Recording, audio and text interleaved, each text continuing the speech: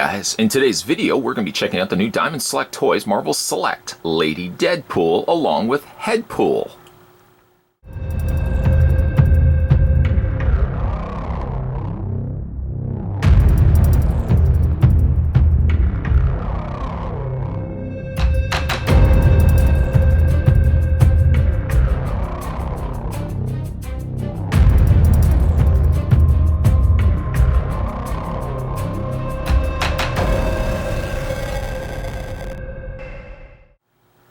So here's your 411 on Lady Deadpool, whose real name is Wanda Wilson. She comes from a alternate universe, to be more specific, the Earth 3010 universe, and her first appearance was Deadpool Merc with a Mouth, number 7, back in March 2010.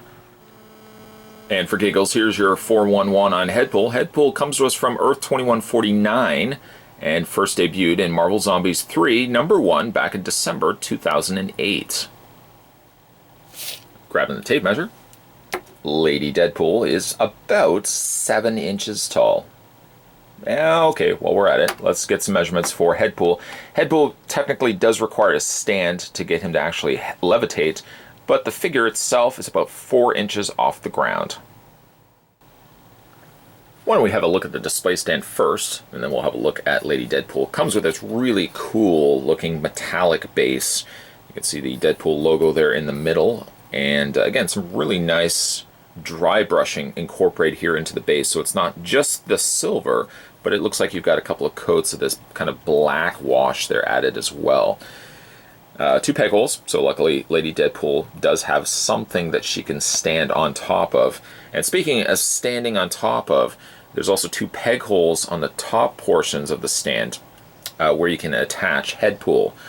And you can just take that off, and you can, again, you can switch it from either place. I do find, though, and let me just move it back a little bit, I do find that the post portion does seem to want to kind of push through. They should have added a little couple of stoppers on the underside of the base so that you could have planted Headpool there. And it does a fair job, but if you just tap it slightly, it does seem to want to push through the stand. Of course, as well, you're going to be having this stand on a surface, so you're not really going to have that sort of trouble.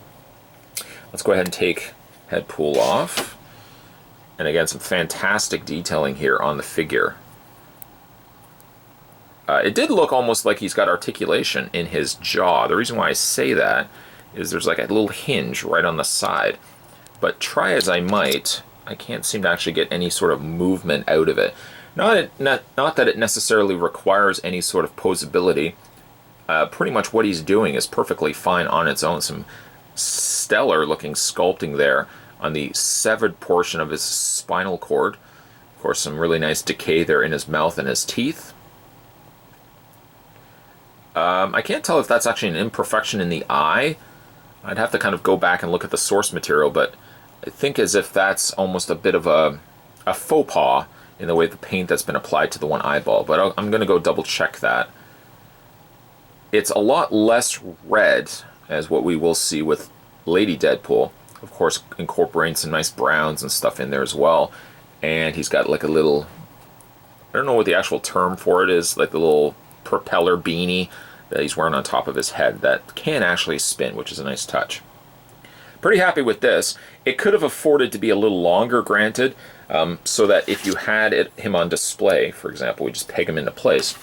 If you put him next to Lady Deadpool, he's really short. You know, if he had maybe about that much extra clearance, so he was maybe head level, I think I would have preferred that just a little bit more. He does read a little short for a visual representation, like when you have these guys on display. Sorry, when you have her and him on display, it does seem like he would just be a little too short for my liking. I'm just going to move him out of the way. She does come with a ton of different other accessories as well. We're just going to bring those in, but we won't look at those just yet. Oh, you tease. No, we won't look at those just yet. Let's have a look at the figure. The figure is quite stunning. And really, there's not really much incorporated to this that wasn't already incorporated to the Marvel Select Deadpool, other than pretty much you're getting the same presentation here on a female build rather than on a male build. Of course, there's some other aspects that they've incorporated in, one of which being the very long sculpted ponytail. which really does look quite nice. And I like also too that even in the mouth area, you can see that the lips are sculpted as if they would have been underneath the actual mask. Paint on here has been very generous. You get some blacks and some reds and stuff like that as well. Primarily the colors that one would think of when they think Deadpool, also here on Lady Deadpool. Looks good. I mean, there are some areas that look a little muddy. Like it looks like there's some excessive amounts of that kind of that darker black wash to it, like especially around the torso area. But it seems working better a little bit on the red than say if you had a yellow figure or you had, you know, a brighter figure, where you probably would notice a little bit more of that than what you may see here. There is some extra unnecessary black that's in the torso, but it's something I can certainly live with in favor of getting one fantastic looking figure. She does have the sheaths on the back of her torso, which has a nice heart-shaped Deadpool logo. This is one of my few nitpicks for this figure. And there's very, very few nitpicks I have about this figure, is that the sheath doesn't stay well in place. Because of the sculpt and the nature of the ponytail and the way that it's curved, any little bit of banging and moving of the head seems to want to pop the sheath off quite frequently. Almost to the point where I'm entertaining the idea of gluing the peg into the peg hole on the back of the torso and just calling it a day. I mean, I don't really necessarily need to have it removed at any given point, so the fact that it is removable doesn't really scream like bonus for me, the fact that I could remove it. I probably would just end up keeping it ultimately in place because the ponytail will pop it off frequently. It's surprisingly actually that stays on as much as it's doing right now, but it does frequently fall off. Inside said sheaths are katanas, and they are a little on the difficult side to pull out, but you get two of them, which has very mild paint applied to the actual handle there. Kind of just more relying on sculpt than anything else. And then you've got the actual silver blade. The same thing is copied over on this one as well. There's not really much all that different between the two swords. And for somebody who just wants to see the comparison between the two, they are the same swords. They don't look like they're any different from one another. You can display them obviously in her hand. She does come with a lot of other stuff too, a lot of other goodies that I wouldn't maybe display her with the swords. I probably would display her with other stuff as well. But there's your sheath. I think for the rest of this review, I'm going to take the sheath off because I know it's going to fall off without any doubt whatsoever. I do mention though, and I will mention this, getting the katanas into the sheath can be a little on the difficult side. They do really hit some real obstacles trying to get them into place that a lot of times I'm feeling like I'm forcing them in to get them to stay, or to actually get them housed inside. So there's your sheath. We shall put that to the side and continue our look at this figure.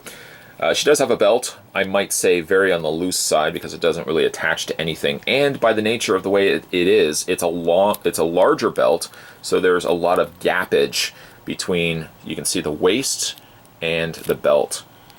The belt is kind of kept more of a dirtier brown than that of the black, so it's a nice separation from the black and the red, making up primarily all the figure's color scheme. So the brown is a nice touch. You got that silver kind of little belt buckle there in the middle.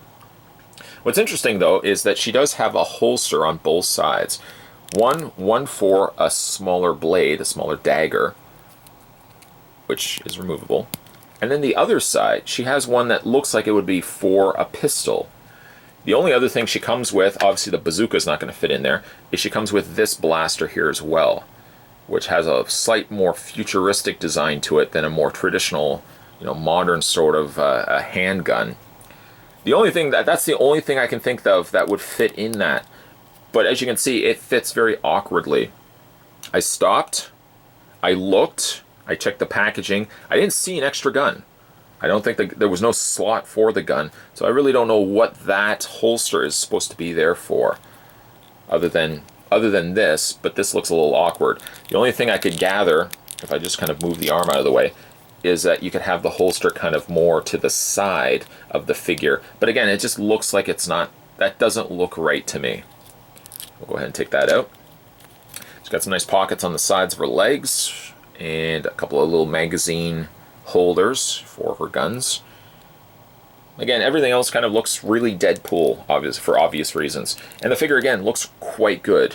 I might even say, like, obviously, before we look at figures and before I look at the figures on this channel here, I kind of, get a good read of the figures, kind of just play around with them and stuff like that. And I actually find myself having more fun with the female Lady Deadpool than I did with the original Marvel Select Deadpool, which I found was a really clunky, cumbersome, bulky version of Deadpool.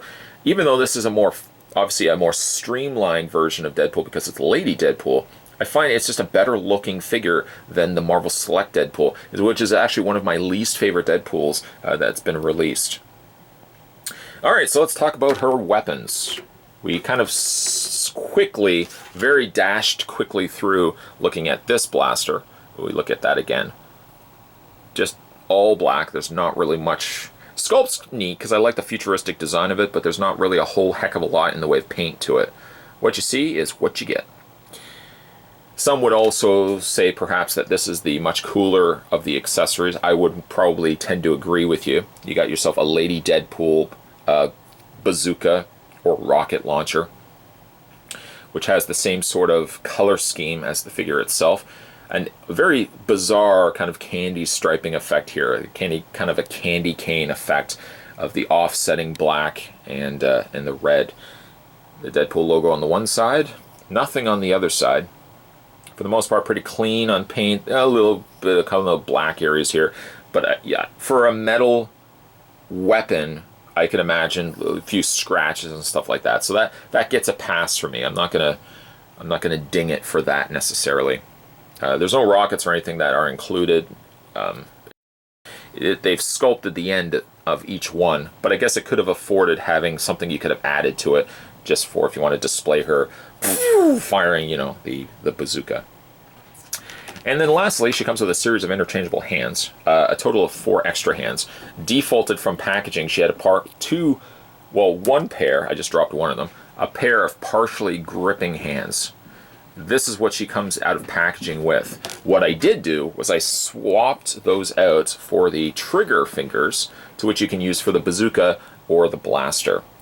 Then the other 2 hands that she comes included with are just a pair of relaxed palms, slightly varied from one another. This one has kind of the fingers bent slightly down. This one is kind of the fingers more flat.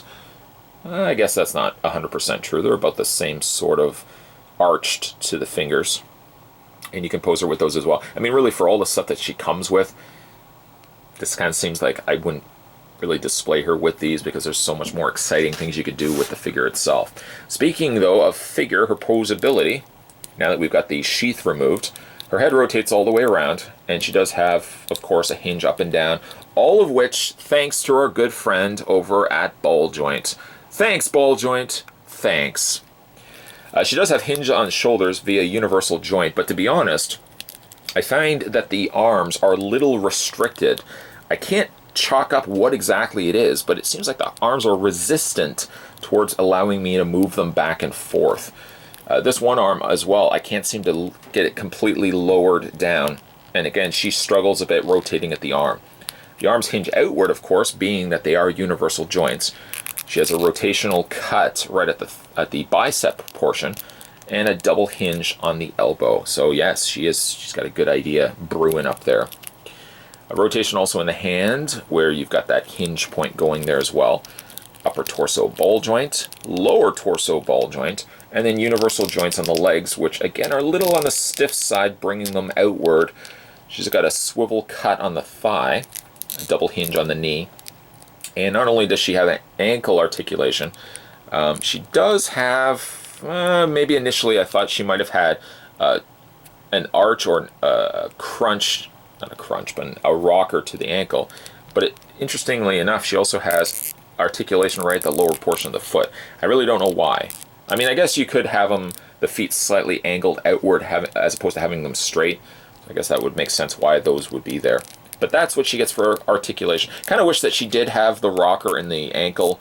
Sadly, though, she doesn't have it. And of course, as one would expect, Not only do you get a good sculpt on the undersoles of the shoes, but two very obviously large peg holes on the undersides of her feet to attach to her supplied display stand. At the end of the day, Lady Deadpool is a fun figure to have in your collection, not only just for Deadpool fans, but figure fans in general. I think she brings a lot to the table.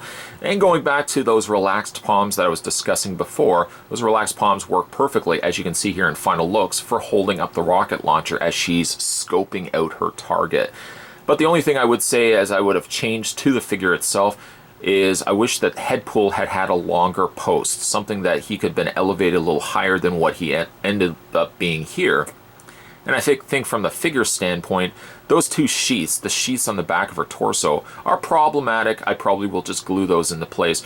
About the only other thing I would say I would change to the figure itself is I wish that she had had some toe articulation. Something that I could have arched the feet a little bit better. But I think, as you can see here, you get a lot of different posability options because she has a wide range of articulation at her disposal, just as much as she has a lot of weaponry at her disposal as well.